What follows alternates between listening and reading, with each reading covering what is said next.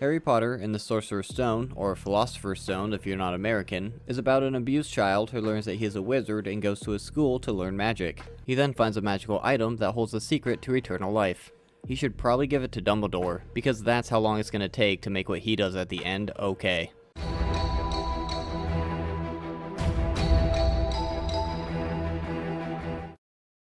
It starts on Privet Drive with an owl. Then Dumbledore takes all the lights from the street lamps because this completely wouldn't attract more attention than some old guy just walking down the street. And this cat transforms into Professor McGonagall.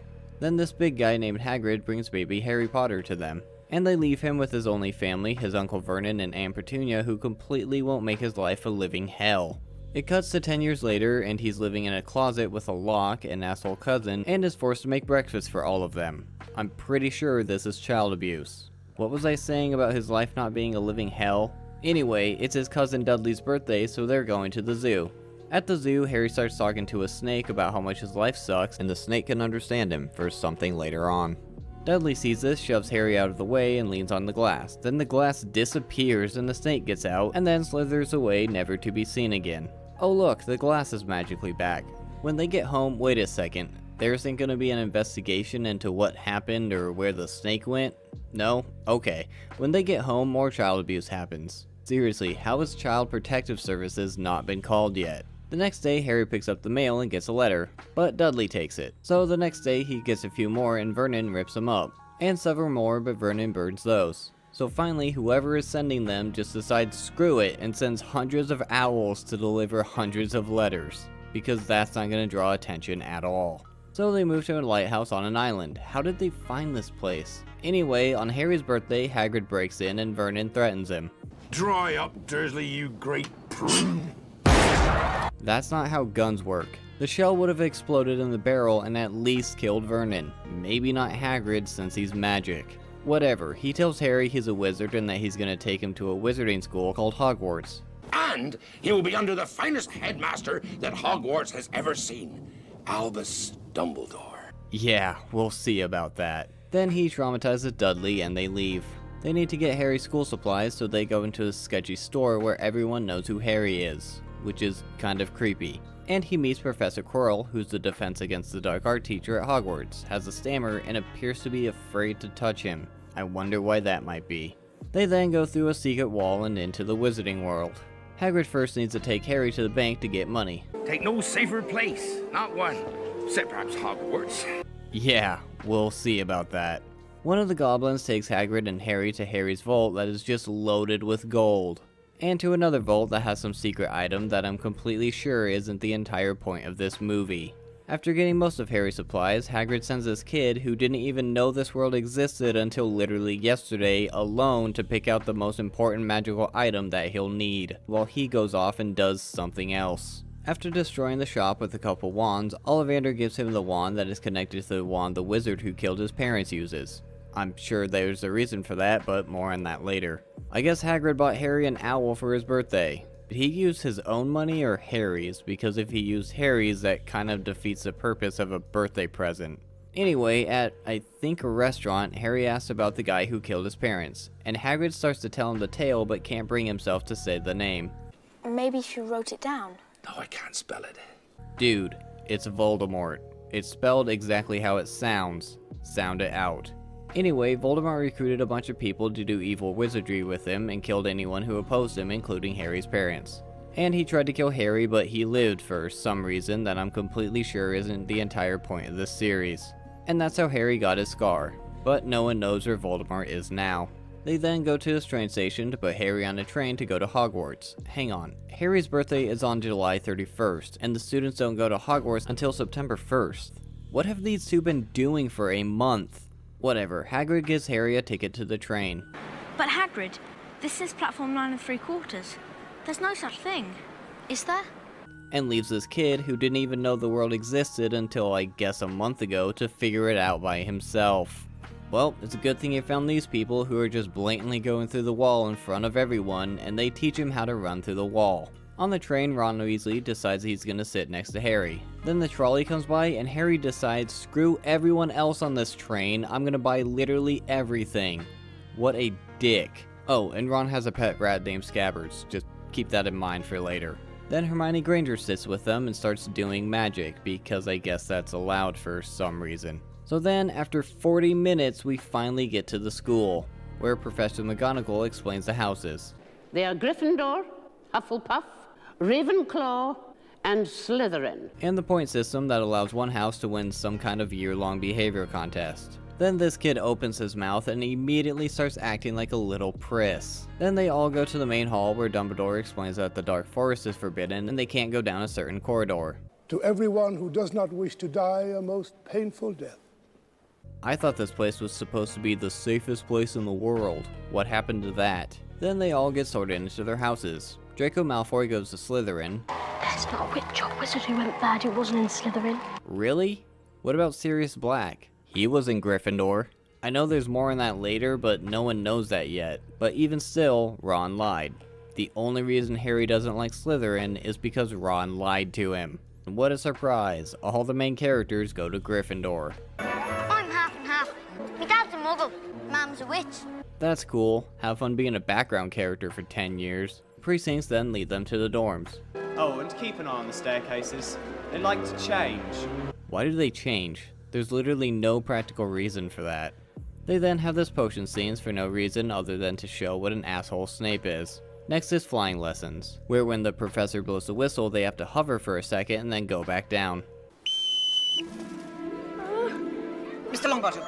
He's the only one who followed directions. Why is he getting yelled at? This then makes him nervous, flies off, and gets hurt. While the professor takes him to the hospital, Malfoy finds his ball thing, flies off with it, and throws it.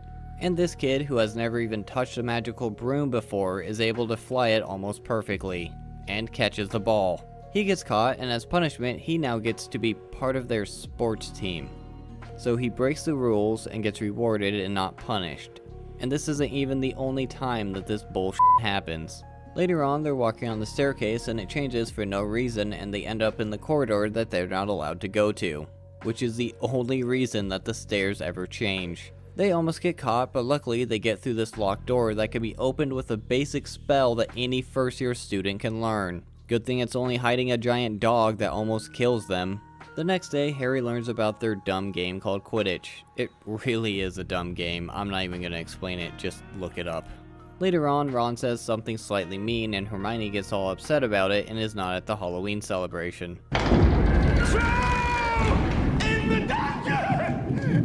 He's the Defense Against the Dark Arts teacher. Isn't it his job to take care of this? I guess not. Prefects will lead our house back to the dormitories. Slytherin's dorms are literally in the dungeons. Not that Dumbledore cares. But instead of following directions, these two go to get Hermione. And they see the troll that just so happens to go right where Hermione is at. And Ron and Harry rescue her. Then Snape and McGonagall come in, and Snape has a mysterious cut on his leg. Because of all this, McGonagall takes 5 points away from Gryffindor for Hermione, but gives 5 points each to Harry and Ron. So once again, Harry is rewarded for breaking the rules. The day after the troll attack, Harry theorizes that Snape let the troll out as a distraction to steal whatever the giant dog was guarding. And that's how he got the cut on his leg, even though he was in the main hall when Quirrell ran in screaming about it. Then he gets a brand new broom from, I guess, McGonagall.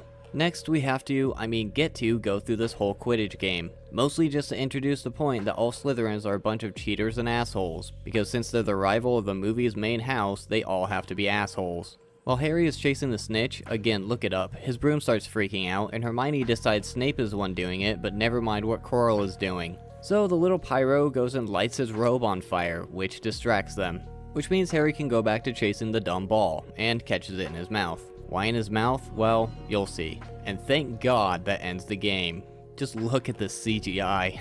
Then these three are talking to Hagrid about what happened and the three-headed dog. And then this idiot tells them that the dog's name is Fluffy and that he's guarding something for Dumbledore and Nicholas Flamel. I shouldn't have said that. You think? Then it jumps to Christmas, where Harry and Ron are playing Wizard's Chess. It's just like regular chess, but more destructive.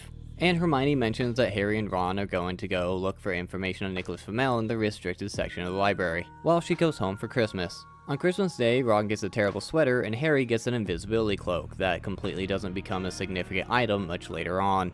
Who gave this to him? It just said, use it well. I don't think breaking into a library is using it well, but okay.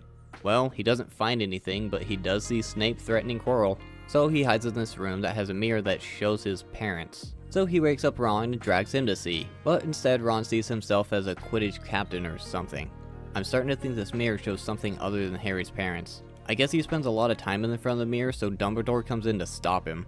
What does this thing even do exactly? It shows us the deepest and most desperate desires of our hearts. Oh, that explains it. When Hermione gets back, she finds a book on Nicholas Flamel and the Sorcerer's Stone. Apparently, it can turn any metal into gold and make anyone who drinks the liquid that I guess comes out of it immortal. And that's what Fluffy's guarding. Then they go to tell Hagrid that they know about the Sorcerer's Stone. Philosopher's Stone! Don't care, and that Snape is trying to steal it. But Hagrid tells them that Snape is one of the professors who are protecting it, and the other professors are as well, because this guy cannot keep his mouth shut. And Hagrid now has a dragon. I don't know why, but it's there. Then Malfoy sees them there, and this little priss tells on them. But it's McGonagall, so I'm sure Harry's gonna get 10 points for bravery or something. 50 points will be taken. Each. All 4 of you will receive detention. Holy crap, he got a punishment. So as punishment, they have to go with Hagrid into the Dark Forest. Wait, what? So it's forbidden for them to go into the Dark Forest unless they have detention, then it's okay. That's some screwed up logic, but okay. And they have to find some hurt unicorn. Well, Harry and Malfoy find what's killing the unicorns, so Malfoy runs off and it almost kills Harry until a centaur comes in and saves him. Safest place in the world, ladies and gentlemen. By the way, that was Voldemort, and the unicorn's blood was to keep him alive, and Harry's scar burns when Voldemort is near. Anyway, they figure out the person who gave Hagrid the Dragon Age was the person after the stone, which they assume is Snape. Then Big Mouth here tells them that Fluffy can be put to sleep just by playing him music. They then go to tell McGonagall that they have to see Dumbledore about the Sorcerer's Stone, but he's not there. That night they try to sneak out, but Neville tries to stop them, so Hermione knocks him out and they just go anyway. They go to Fluffy's room and he's already asleep because music is playing. So they jump down into these plant things that they have to relax so it can drop them into the next room. But Ron is too useless to do that, so Hermione has to save him. Next they have to go get a flying key to unlock a door, but as soon as Harry touches the broom that's there, the keys attack him. But once they get that done, on the next room is a giant chessboard that just so happens to have 3 missing pieces that they have to act as. And since Wizard's chess is so destructive, there's a scene of them playing and pieces getting destroyed. Apparently at this point, the only way for them to win is for Ron to get taken out so Harry can win the game. And there's this big dramatic thing of the king taking Ron out instead of, I don't know, jumping off before his horse gets nailed. Anyway, after Harry wins, they check on Ron, and Harry decides he's gonna go into the last room alone. You're a great wizard. You really are. He hasn't even cast one spell this entire movie. How do you know he's a great wizard? Anyway, Harry gets onto the final room, which, what a surprise, is not Snape like they've been saying this entire movie, but Quirrell. So since it's Quirrell and not Snape, I feel like they owe Snape an apology. Not like they're going to, though. And he's the one who messed up Harry's broom during the Quidditch match and let the troll out. And now Harry's scar is burning. Quirrell gets Harry to look into the Desire Mirror and it shows that he has the stone in his pocket. Then the back of Quirrell's head starts talking, and that's because Voldemort is attached to him. What the hell? So Harry tries to bail, but Quirrell starts the place on fire. Hang on. In order for Quirrell to get there, wouldn't he have to go through the same trials that these 3 went through? Do they reset after someone goes through them, or did J.K. Rowling just not think this part entirely through? Either way, Voldemort knows Harry has a Sorcerer's Stone. So Quirrell tries to kill him for it, but Harry grabs his hand and it disintegrates, which is why he was scared to touch him earlier. And after seeing this, Harry grabs his face and he completely disintegrates. Harry knew what would happen if he did this and did it anyway. An 11-year-old just murdered somebody. As Harry is picking up the stone, Voldemort's ghost thing flies through him and he passes out. Sometime later, Harry wakes up in the hospital and Dumbledore tells him that the stone has been destroyed.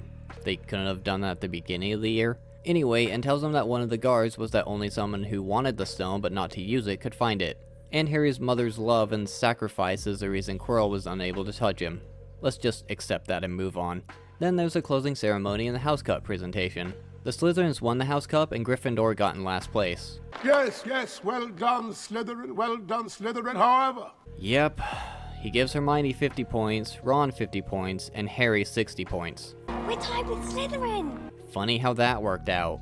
And then for bravery or something, Neville gets 10 points. Gryffindor wins the House Cup. Okay, no. Dumbledore handles this in the worst possible way. First, he allows all the Slytherin stuff to go up and it makes it seem like they won. So now all the Slytherin kids are excited because they won this year-long competition.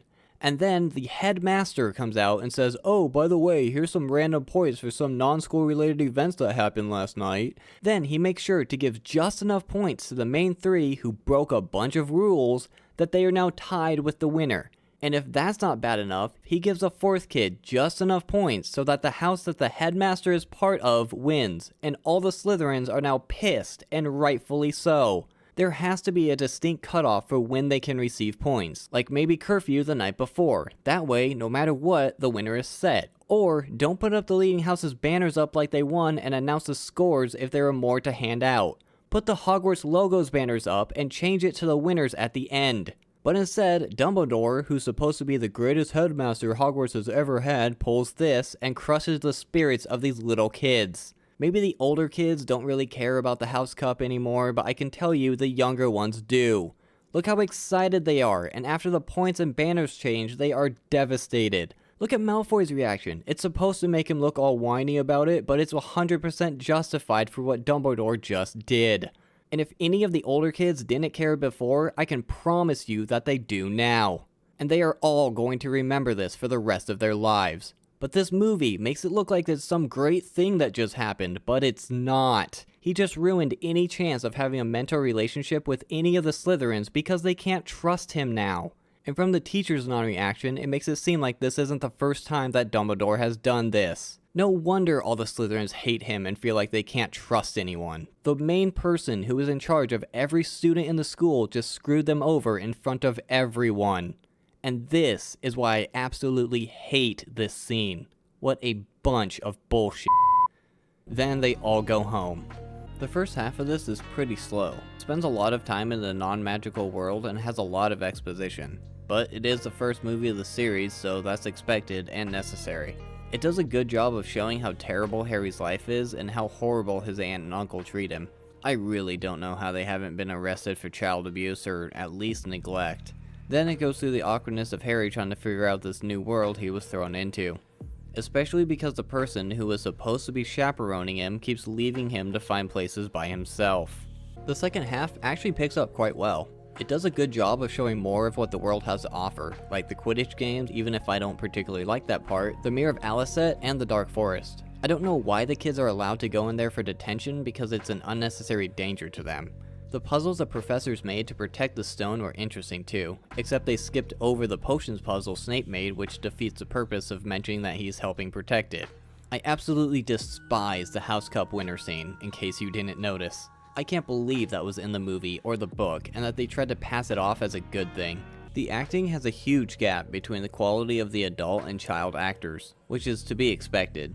A good example is the Dursley family, where Richard Griffiths and Fiona Shaw can fluctuate and convey the different emotions effectively as Vernon and Petunia Dursley. Harry Mellions can't really portray much emotion, except for yelling and acting like a brat. There are also times when you can see him mouthing other characters' lines, which is probably what he did to keep track of what was going on.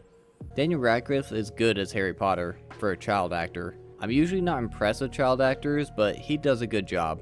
He can show that Harry isn't happy with being with the Dursleys, and he can also show the excitement and sometimes concern when learning about this new world. Emma Watson is alright as Hermione Granger. She's good at acting like a know-it-all, but there are times where she sounds like she's just rehearsing the lines. There are also times when you can see her mouthing the other characters' lines too. Rupert Grint is probably the best child actor as Ron Weasley. He can accurately act out what's going on, and he can seem nervous or scared in certain situations. Maggie Smith is great as Professor McGonagall. She can have a stern tone to her voice, but yet you can tell that she really does care about the children.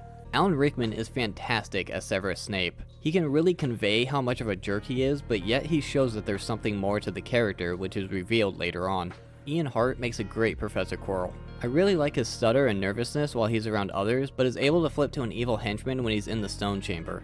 He even has split-second moments when he drops the nervous persona after other characters have left the scene. CGI doesn't quite hold up, but it was really good for its time. Like when Neville is flying around, it's really obvious it's a CG created model. And the troll looks pretty bad now too. The character models look really bad during the Quidditch match, especially when they're standing still. Practical effects like things floating still look good though. The models and animation of the wizard chests still look pretty good, especially the life-size ones, but that is practical effects since they probably just built and blew up real chess pieces. The CGI of Professor Quirrell disintegrating doesn't look too bad either.